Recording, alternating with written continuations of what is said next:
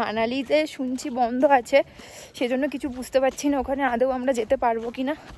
সেজন্য এখানেই আমি শাড়ি পরে আগে শখটা মিটিয়ে নিই।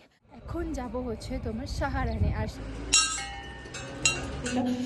একটা আধুরা টাইপের ভিডিও হয়ে শেষ হয়ে গেছে। ঘর ঘুরে যাও, নিয়েছো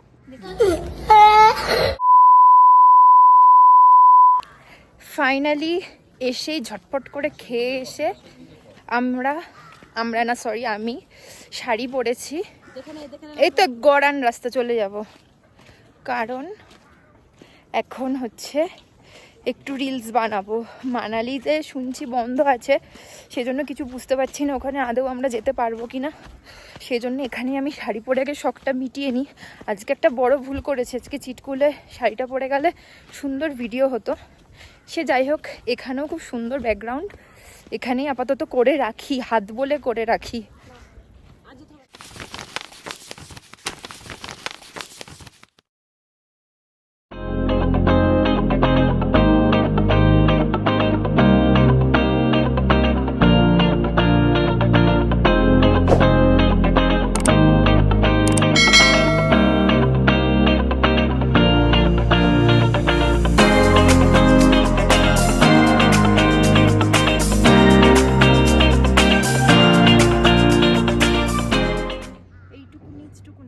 ঠিক আছে, হ্যাঁ হাঁটো।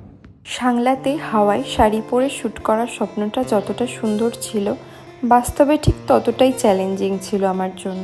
এত জোরে হাওয়া দিচ্ছিল, ঠিকমতো দাঁড়িয়ে থাকাটাই যেন কঠিন হয়ে যাচ্ছিল। তবু আমি হার মানিনি। জানি খুব একটা নাচ করতে পারিনি। তোমরা ইউটিউবে যাবে অঙ্কনা গাঙ্গুলি লিখে, দেখবে সেখানে আমি ভিডিওটা আপলোড করেছি। হয়তো সেরমভাবে নাচতে পারিনি, কিন্তু কিছু রিলস বানিয়েছি।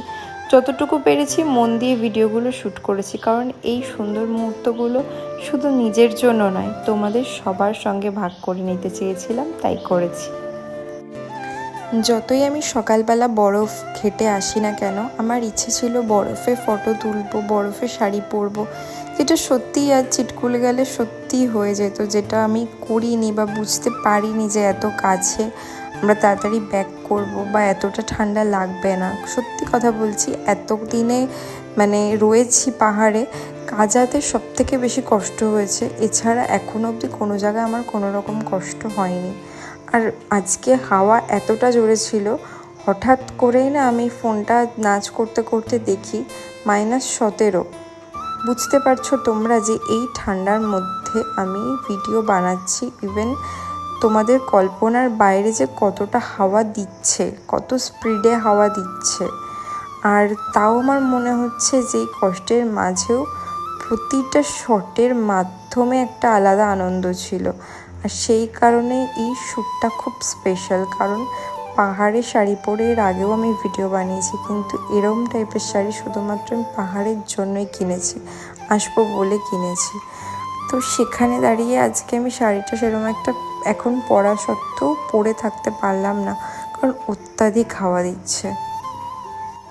আমি জানি না ভিডিওটা কেমন হয়েছে, কিন্তু তোমরা অবশ্যই আমার ইউটিউব চ্যানেল অঙ্কনা গাঙ্গুলি বা ফেসবুক পেজ অঙ্কনা ডান্স ফাইটিংতে গেলে এই ভিডিওটা ফুল দেখতে পারবে।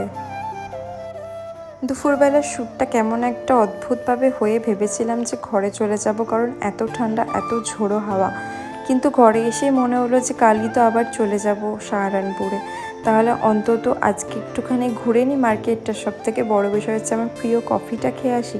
তো আমি ড্রেস চেঞ্জ করে, দেখতেই পাচ্ছ, আবার একটা এরকম নিচে একটা ঘাগরা প্রিন্ট শান্তিনিকেতন থেকে না, উপরে একটা নর্মাল টপ আর জ্যাকেট পরে চলে এসেছি একটু নতুনত্ব দেখানোর জন্য।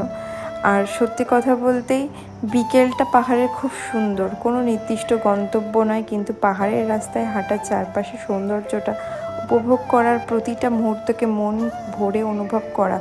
কখনো দূরের বরফ ঢাকা পাহাড়, কখনো পাইন গাছের সারি, আবার কখনো একেবারে নিরিবিলি রাস্তা, সব কিছু মিলিয়ে বিকেলটা যেন একটা শান্ত সুন্দর গল্পের মতো কেটে গেল। সত্যি কথা বলতে আমি খুবই স্যাটিসফাইড যে আমি এইখানে এসেছিলাম। আমি যদি সাংলায় না আসতাম, দুদিন না থাকতাম, বড্ড বড় মিস করে ফেলতাম, কারণ এত সুন্দর জিনিসটা হয়তো কোনো দিনই সাংলায় না এলে পেতাম না। আর সবথেকে বড় বিষয় যে এখানে আমি একটা জিনিস খুব ভালো ফিল করতে পারছি, সেটা হলো একটা সিনেমা আছে না লায়লা মজনু হিন্দি, সেটার কথা। কারণ হচ্ছে এখানে ড্রেসটা ঠিক ওই টাইপেরই। তারপর লায়লা মজনুর যে একটা কথা ছিল, মজনু বলেছিল যে পাহাড়ের পেছনেও একটা দুনিয়া আছে, যেটা লায়লা কখনো মানতে চায়নি। কিন্তু সত্যি পাহাড়ে গেলে মনে হয় পেছনে যেন পুরো পৃথিবীটা পড়ে আছে। চারপাশে শান্ত পরিবেশ, ঠান্ডা হাওয়া আর সেই অসাধারণ ভিউ। প্রতিটা মুহূর্ত ভাষায় বোঝানো সত্যিই কঠিন। বিকেলে বহু কষ্টে একটা নাচের ভিডিও করার চেষ্টা করেছিলাম, বাট কোনো মতে সেটা একটা আধুরা টাইপের ভিডিও হয়ে শেষ হয়ে গেছে। যেহেতু সেই চিটকুল দিয়ে ভোরবেলা থেকে ঘুরে বেড়াচ্ছি, তারপর শ্যুটের এতটাক্ষণ টাইম গেল, সে কারণে আমরা তাড়াতাড়ি রুমে চলে এলাম, কারণ আজকে তাড়াতাড়ি শুয়ে ঘুমিয়ে পড়তে হবে। আর আজকে ছিল আমাদের মাটন আর রুটি।